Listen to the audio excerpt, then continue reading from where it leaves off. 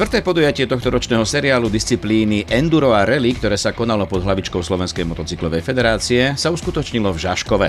V tomto prípade išlo o podujatie country crossu, ktoré organizačne zabezpečoval Štefan Svitko so svojím cross tímom Žaškov. V Žaškove sa na štart postavilo takmer 300 jazdcov, pre ktorých organizátor pripravil 12 km dlhý uzavretý okruh.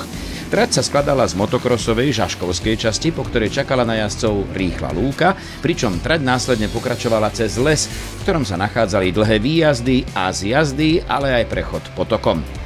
Po výjazde z lesa sa jazdci vracali cez lúku späť k motokrosovej časti, pred ktorou čakal jazdcov už známy extrém vytvorený z rôznych prekážok. Po absolvovaní extrémnej časti okruhu jazdci opäť prešli do motokrosovej časti, kde po dvoch najväčších skokoch na trati prešli cez časomeračskú bránu, ktorá zaznamenávala čas prejazdu kolom. Trať v nedeľu okrem motokrosovej časti viedla opačným smerom ako v sobotu. Poďme sa však teraz už spoločne pozrieť na to, ako sa darilo jazdcom bojujúcim o body v rámci medzinárodných slovenských majstrovstiev. Medzi kadetmi sa po jednom, druhom a jednom prvom mieste v jednotlivých dňoch na najvyšší stupienok nakoniec postavil Adam Kolár, ktorý si tak na svoje konto pripísal svoje prvé víťazstvo. Užil som si to, mali sme pekný súboj, raz som bol prvý, ja raz on, alebo druhý, neviem, ale som spokojný. Na druhom mieste skončil Oliver Janúch, ktorý v sobotu vyhral, ale v nedeľu ho šťastená opustila. Potom, čo počas celej súťaže viedol, v poslednom kole sa prepadol až na 3. miesto. Teraz v poslednom kole mi vyplo motorku na skoku, cez riditka som letel, z auto som spravil a postal som ležať, bol to nepríjemný pád, takže... Si celý zdravý? Bolí ma, no ale hádam dobre. 3. miesto v hodnotení oboch súťažných dní patrilo v kategórii kadet Robertovi Kostrecovi. V kategórii dorastencov zvíťazil Tadeáš Kubala pred Radekom Bohuslavom mladším a 3. priečka patrila Petrovi Kardošovi. Medzi ženami dopadli súboje po oba 2 dní úplne rovnako, pričom víťazstvo si odviezla Natália Bučová. Trať celkom zaujímavá, hlavne ťažká kvôli prachu, bolo to už také rozbité.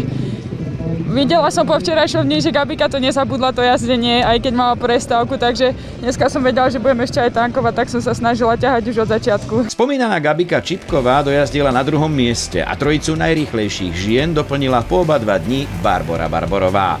Spomínané 3 pretekárky sa pripravujú aj na reprezentáciu Slovenska a Slovenskej motocyklovej federácie na tohtoročnej International 6 Days Enduro v Taliansku. V kategórii medzinárodných majstrovstiev Slovenska v triede E1 si vyjazdil svoje prvé víťazstvo Norbert Bučko.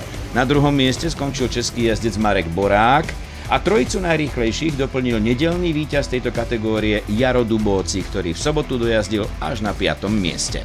No, nebolo to jednoduché, včera som to trochu pokazil, som si zle nastavil tlmiče, bol som až 5, dneska som to našťastie vyhral, ale moc nemusím kantrače a nejak mi to nejde, endura sú endura, ale snažil som sa s tým popasovať a dneska to celkom vyšlo, som za to rád. Hlavne som zdravý a to je hlavné.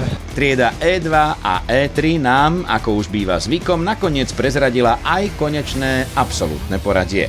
3. miesto bral v Žaškove Tomás Hostinský, ktorý nebol sám so sebou veľmi spokojný. Necítil som sa na to, odštartoval som celkom dobre dneska, ale nejak som sa necítil, strašne veľa prachu, rozbité a to není moc môj štýl toto.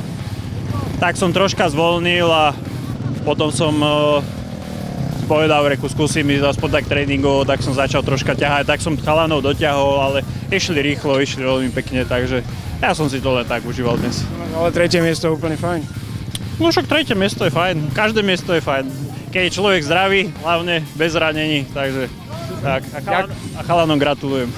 2. miesto po oba 2 dni patrilo Tomášovi Vanovčanovi, ktorý zdá sa začína po prestupe do novej kategórie už poriadne zrýchľovať.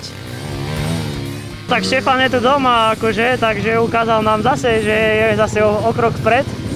Ale ja som spokojný so svojím tempom, dotiahol som sa kúsok zase na ňo. Každý rôčik, no už by to chcel ho predbehnúť. V absolútnom poradí bez rozdielu triedy v Žaškove po oba 2 dni vyhral domáci jazdec a zároveň organizátor Štefan Svitko. Hlavne kvôli tomu, že som dosť unavený, hlavne som to organizoval, polieval, snažil sa preto robiť maximum, takže som fakt vyčerpaný, unavený a ešte štartoval som úplne posledný, takže stíhacia jazda, bol som prvý, 2-3 kolka, 4, no a v predposlednom kole som Vychádzali sme z lúky do lesa, tam som trafil úplne, urobil som salto a zo vzduchu som radšej motorku pustil a skotil som sa dolu do medze, takže ma zase Tomino Vanovčanov behol. No a potom som zase obehol naspäť a vyhral som. V juniorskej kategórii si prvenstvo pripísal Tomáš Vanovčan, druhé miesto patrilo Adamovi Hanákovi a tretie Lukášovi Tržkovi. Spokojnosť s prípravou podujatia aj priebehom pretekov vyjadril aj riaditeľ podujatia Martin Gonos. Myslím si, že Štefan pripravil veľmi krásnu trať, dal si na to ozaj záležať. Účasť je takmer 300 jazdcov, začína sa nám troška prášiť, dážď, ktorý mal prísť, neprišiel, bohužiaľ. Ďalšie podujatie tohtoročného seriálu Enduro a Rally sa bude konať až po letných prázdninách, v polovici mesiaca september na Duchonke pri Topolčanoch.